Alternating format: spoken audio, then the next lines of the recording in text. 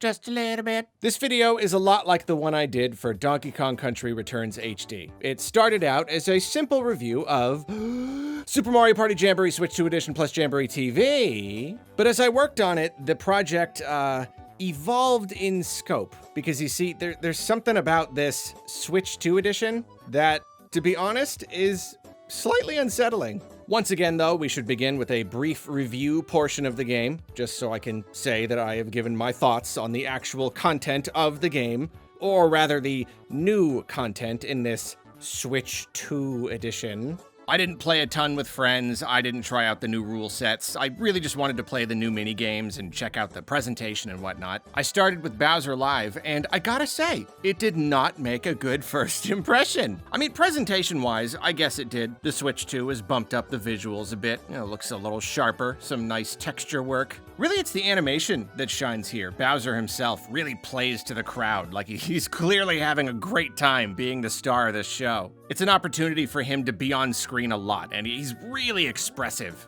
Boy, these games are not fun though.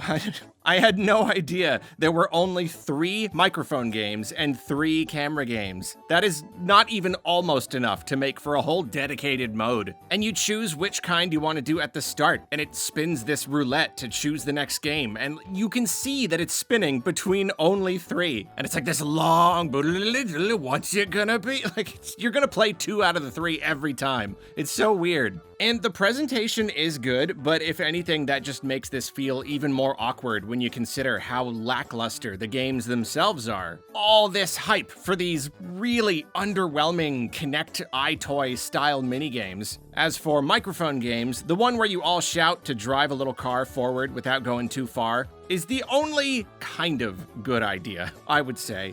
You're all working together, but you don't want to shout too much, so it's kind of an interesting dynamic when you're in a group. But that's really it. Using your voice to make Bowser Jr. float so he can grab the coins is, it's not fun in the slightest. And the one where you clap to the beat is ridiculously basic. And I don't know if it's my TV or what, but there is a humongous lag. I gotta clap way ahead of the beat for it to work, so there's another one that's just not fun at all. Then the camera games, it's basically the same thing. Stacking Goombas on your head is mildly amusing when it works. Hitting a block to get coins is whatever, and following the Talking Flowers instructions to either stand or squat is funny, like one time.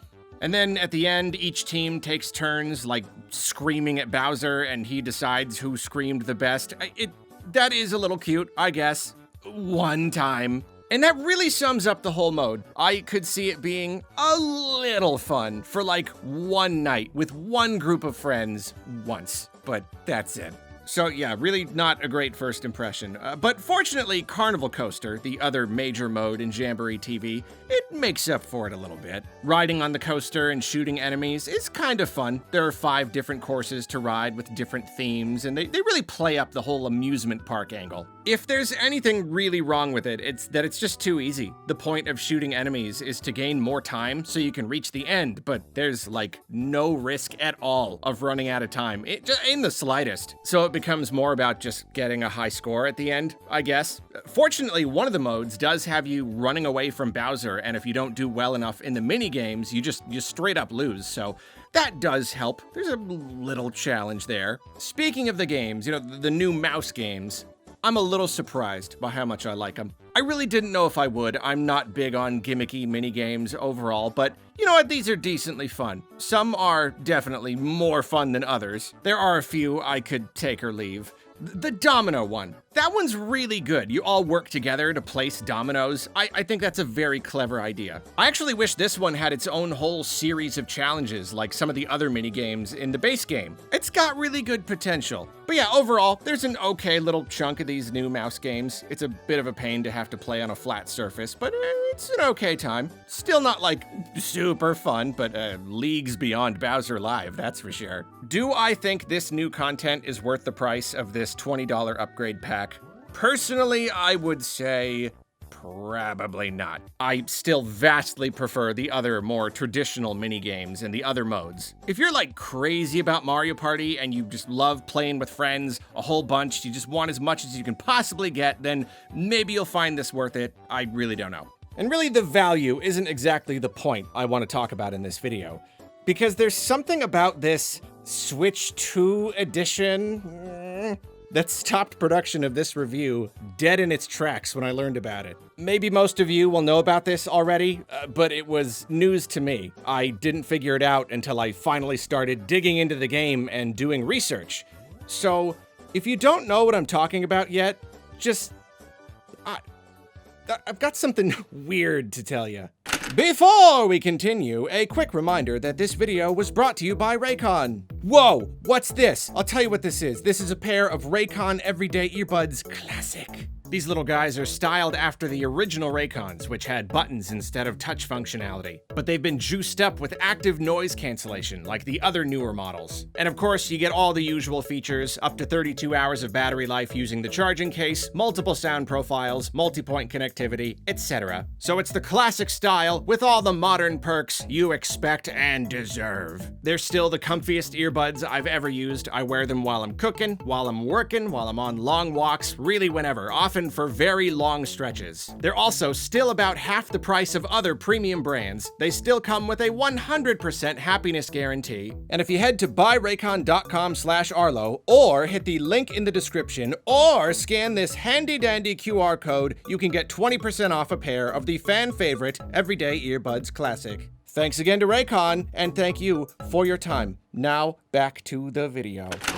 When you boot up the game, you can choose between the original Jamboree and the new Jamboree TV. These two modes are entirely separate. There is no crosstalk whatsoever. You can access the basic Mario Party mode from Jamboree TV, and this is how you play with the new rules variants and integrate the new minigames. Basically, you get all the new stuff like this through Mario Party mode in Jamboree TV. And this means that none of the progression systems of the base game are present. None of the records or unlocks or anything. So that's a bummer. And all the new content is right there, so there's no way to access any of that in the base game at all. No way to incorporate any of the new stuff into the old experience. So yeah, already disappointing. Kinda weird. I guess I get that there's something of a compatibility issue between Switch 1 and Switch 2 versions of the game, and this was their way of cleanly separating the two. It's an awkward solution, but I sorta get it. Almost. Here's the real kicker, though. The upgraded presentation, the higher resolution, sharper textures, all that, not present in the base game. Right. Yeah, you heard me. Only Jamboree TV has better visuals. The base game does not. The base game is still essentially the Switch 1 version.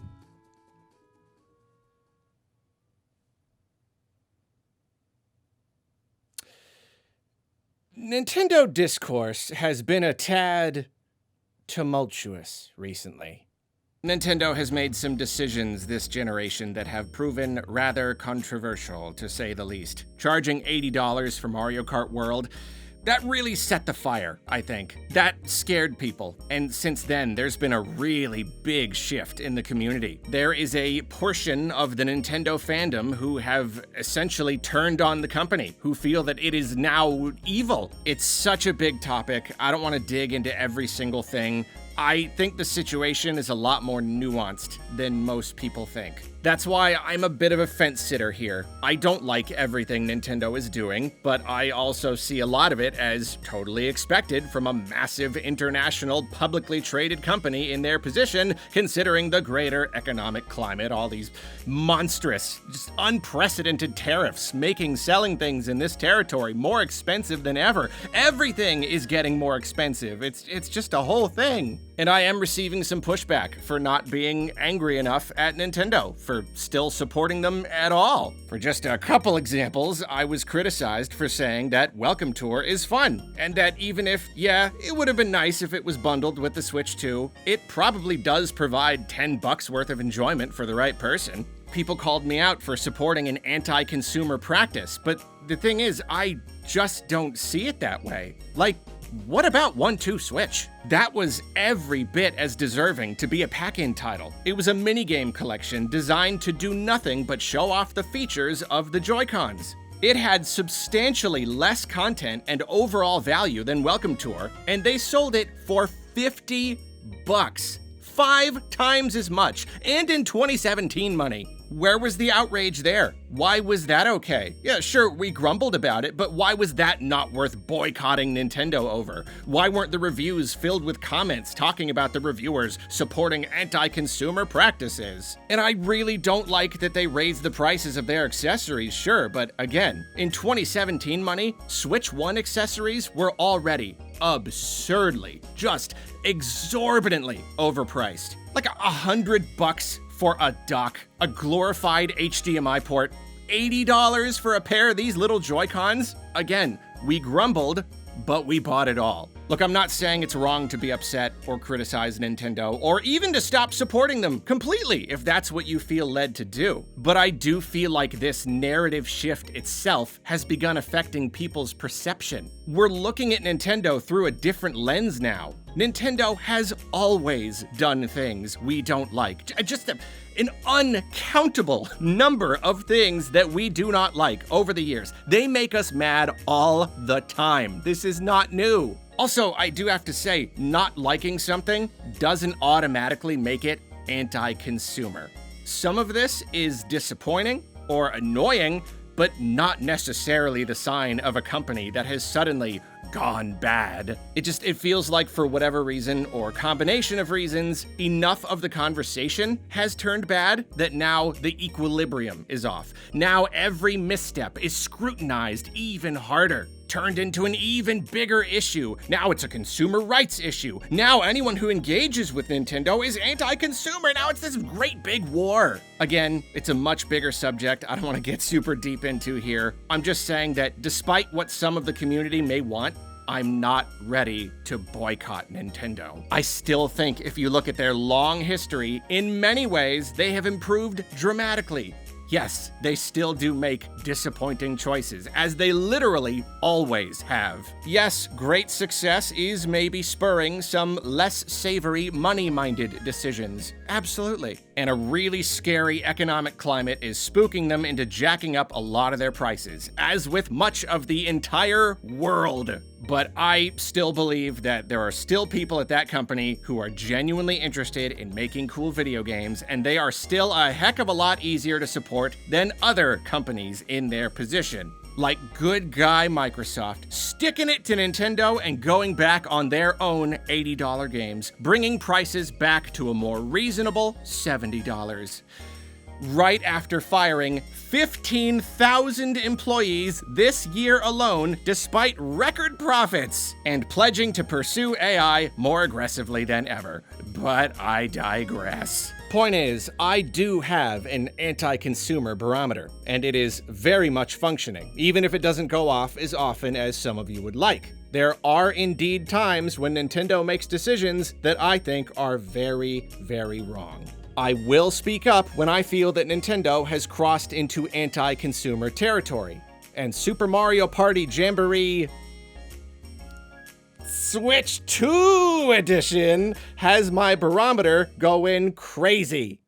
In every other case we've observed so far, Switch 2 Edition has meant, at its most basic level, a Switch 1 game that has been reworked to run substantially better on Switch 2. Some Switch 2 Editions come with new content, some don't. Some have higher quality textures and lighting, essentially acting as remasters in a sense, or rather, pre-masters. Some don't. But across the board, one thing at least has been promised: better performance. When you buy a Switch 2 Edition, whether fresh from retail or through an upgrade pack, that is what you are promised.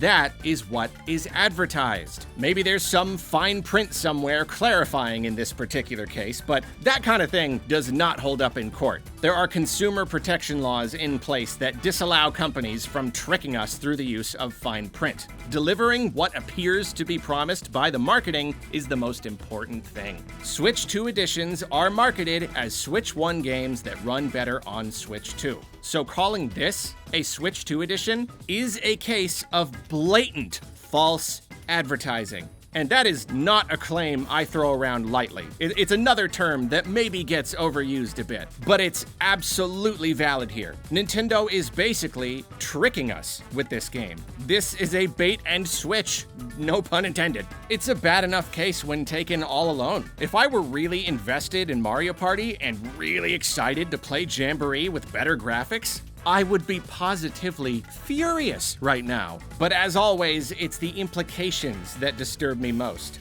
It's hard to imagine why Nintendo would fail to deliver on this promise. I truly cannot fathom a reason. I don't even have an educated guess, not so much as a shot in the dark. I get that the two modes are separate because of compatibility and stuff, but what does that have to do with the graphics? Why would that somehow prevent them from making the whole game run better? And why would they think that releasing the game like this is okay? How could they possibly believe that this was acceptable? Did they think we wouldn't notice? Is it because it's not quite like a Pokemon Scarlet and Violet situation where even a glance at the gameplay tells you something is seriously wrong? Instead, it's the kind of thing your average consumer might not even notice until they have the game in front of them. And by then, it's already too late. And if Nintendo's lucky, some of them might not notice at all?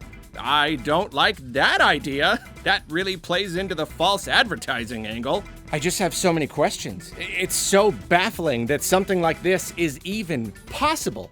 And of course, maybe the biggest question is, what does this mean for future Switch 2 editions? Is this something we have to look out for now? Is this gonna be a thing? Trick Switch 2 editions? You break our trust once and suddenly we feel like we have to be on our guard. Maybe you could argue that this only happened with Mario Party because of its two modes. It would be a little different if they'd given us Tears of the Kingdom and only the sky had been given the visual upgrade. It's not likely that we're gonna get our hands on Kirby and the Forgotten Land Switch 2 Edition plus Star-Crossed World and find that only the new levels have better visuals. Right? I would hope not. Is Mario Party something of a weird exception thanks to how the game is formatted? Maybe, but it's kind of like the limited releases thing from back in 2020. For all we know, this is the last time this will happen. Just won't come up again for the foreseeable future.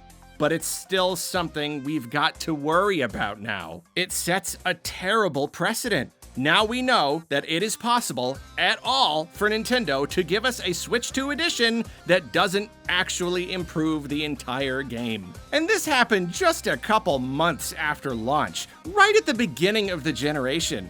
It doesn't bode well for the future. And you know what I feel makes all this even weirder, even harder to swallow?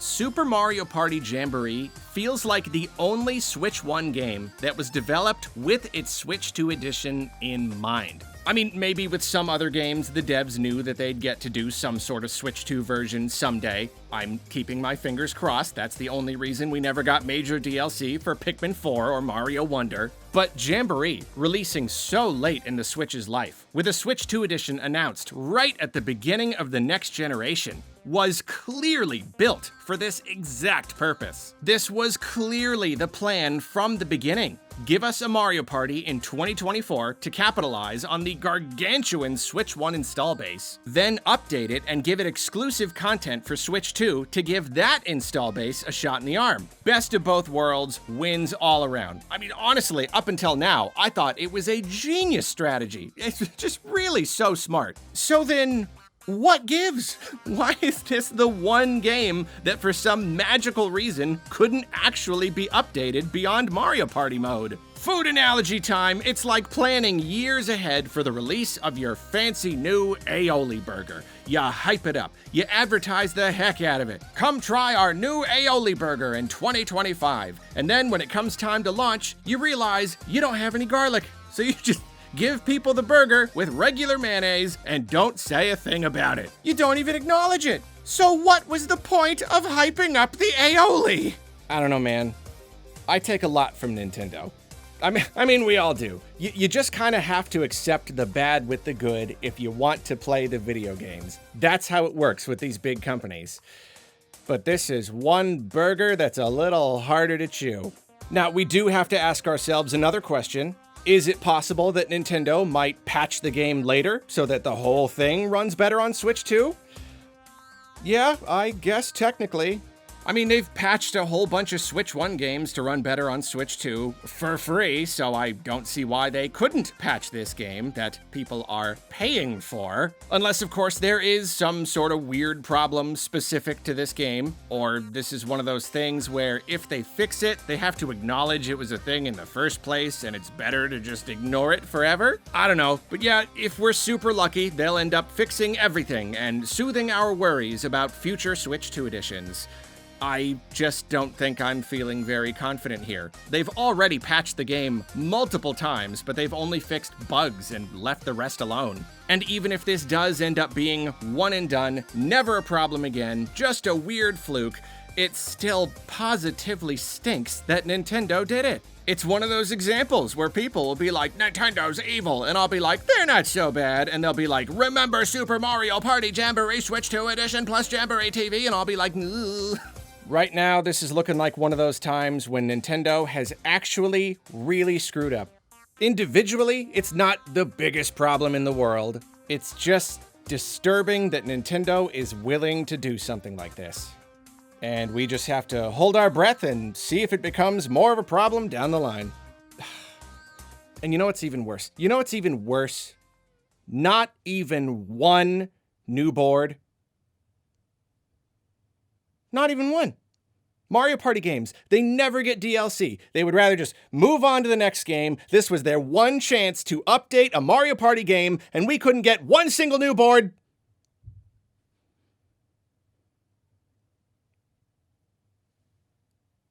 I don't know if I have had aioli. Have I had aioli? I'm gonna make some aioli. I am legit gonna make some aioli right now. My mood has improved dramatically.